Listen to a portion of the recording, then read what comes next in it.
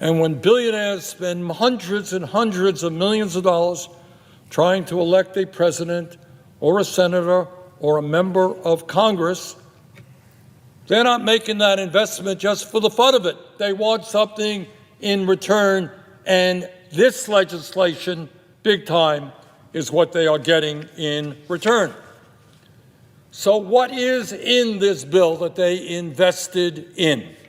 Well, if you are in the top 1%, you and the class you represent will receive a $975 billion tax break. $975 billion tax break at a time when the richest people in this country have never, ever had it so good. Further, this is really quite unbelievable. If you are among the wealthiest 0.2%, not talking about 1%, talking about the top 0.2%, you will be able to pay zero taxes on your $30 million inheritance. So all of you folks out there who are waiting to inherit at least $30 million, today is a good day for you. Collectively, you will receive approximately $211 billion in tax breaks for the top 0.2%. Congratulations, you hit the jackpot. If you are a large corporation and you want to throw workers out on the street and replace them with artificial intelligence, or maybe you want to shift your profits to the Cayman Islands or other tax havens, you are going to get a $918 billion tax break. Congratulations to the CEOs of large, profitable corporations. But while the rich and large corporations make out like bandits in this bill, what does it do for low-income and working families? Well, let me say a few words on that. If you are concerned about health care, which I suspect that everybody in the world is, this bill throws over 16 million people off the health insurance they have, according to the Congressional Budget Office, by cutting Medicaid and the Affordable Care Act by over $1.1 trillion. In other words, the top 1% getting a $975 billion tax break, and that is coming directly by throwing 16 million people off of the health insurance they have. This bill, for the first time, forces millions of Medicaid recipients who make as little as $16,000 a year to pay a $35 copayment every time they visit a doctor's office. So what is the impact of all of that? You throw 16 million people off health care. You force people who don't have any money pay a $35 copayment. So what's the impact of it? Well, this is not my view. This is what the Yale School of Public Health and the University of Pennsylvania determined based on a study that they did. And this is the result. And it is almost so horrific, so grotesque, that it is difficult to speak about. But they estimate that if this bill goes through with all of these cuts in health care, if 16 million people are thrown off of the insurance they have, over 50,000 Americans will die unnecessarily every year. 50,000 Americans will die unnecessarily in order to give tax breaks to billionaires who don't need them.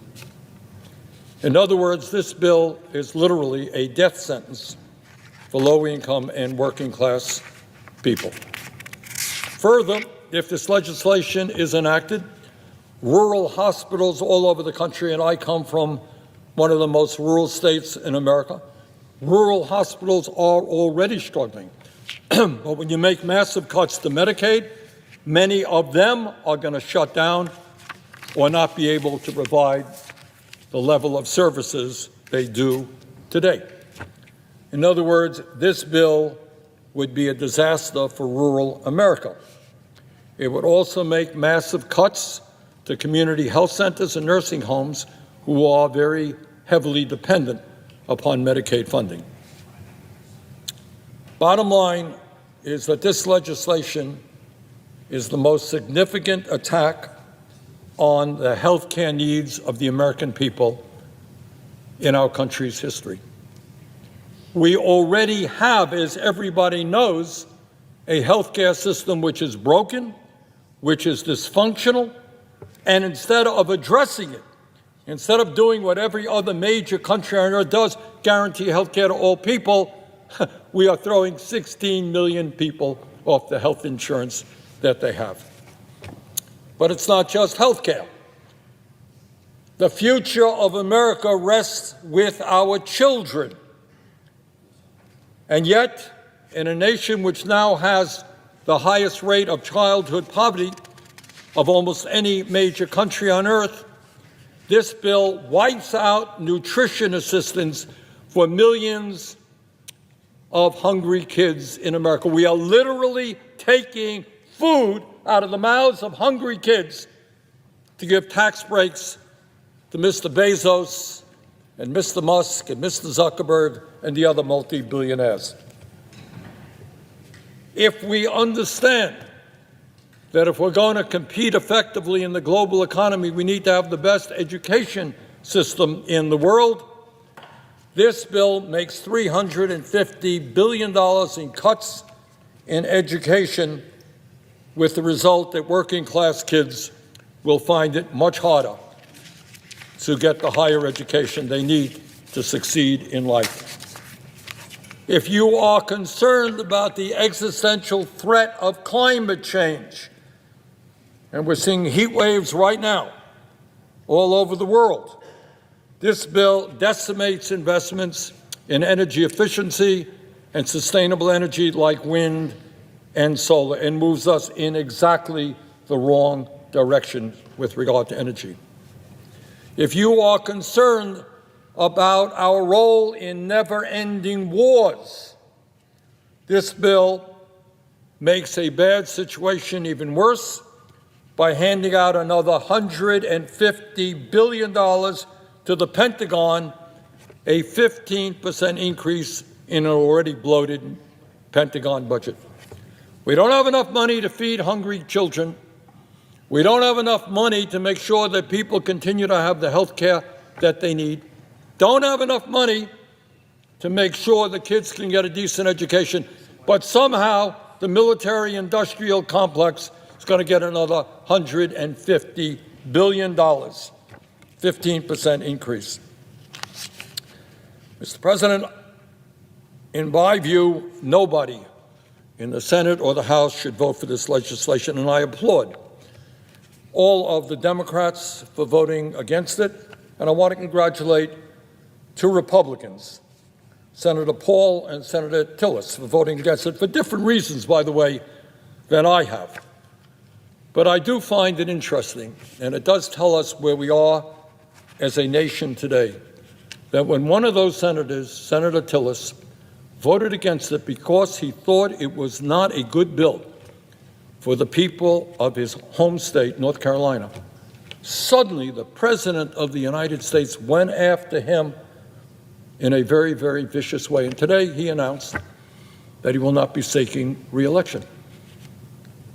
So it appears now that the Republican Party has really become a party of the cult of the individual. The only thing you have to do now as a Republican is say, I agree with President Trump. I love President Trump. President Trump is right all of the time. Hey, that's all you got to do now to be a good Republican. There was a day when Republicans and Democrats understood that they were elected by their constituents. Yeah, you want to work with the president of your own party, nothing to do about that. But there was an understanding that you were also elected to represent your constituents and not simply pay homage and bow down to every wish and whim of the President. Mr. President, during the vote-a-rama, I will be offering several amendments, which I hope will win support. Number one, at a time when 22% of our nation's seniors are trying to survive on less than $15,000 a year, my first amendment would fundamentally improve their lives in two significant ways.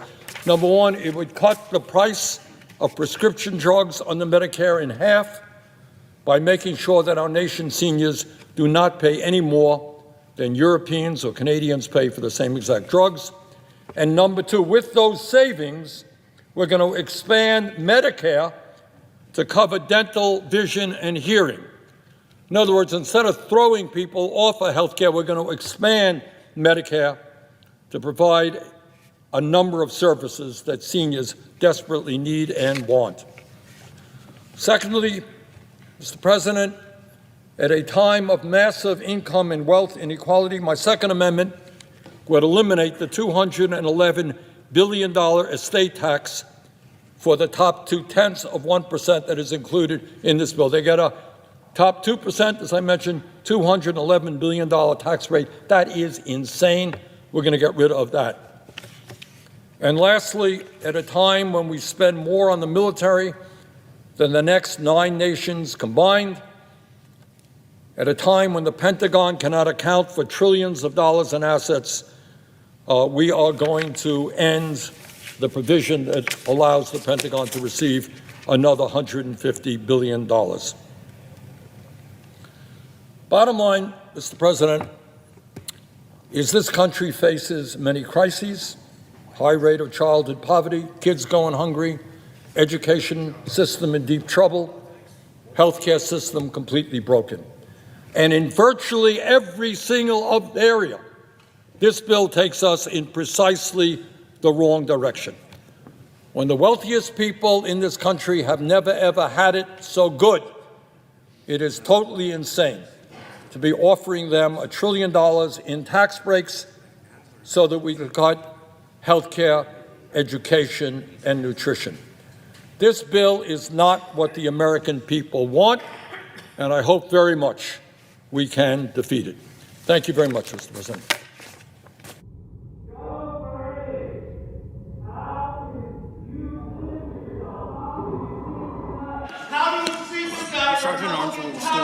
The Sergeant of Arms will restore order. The Sergeant of Arms will restore order in the galley. The Sergeant of Arms will restore order. The Sergeant of Arms will restore order in the galley.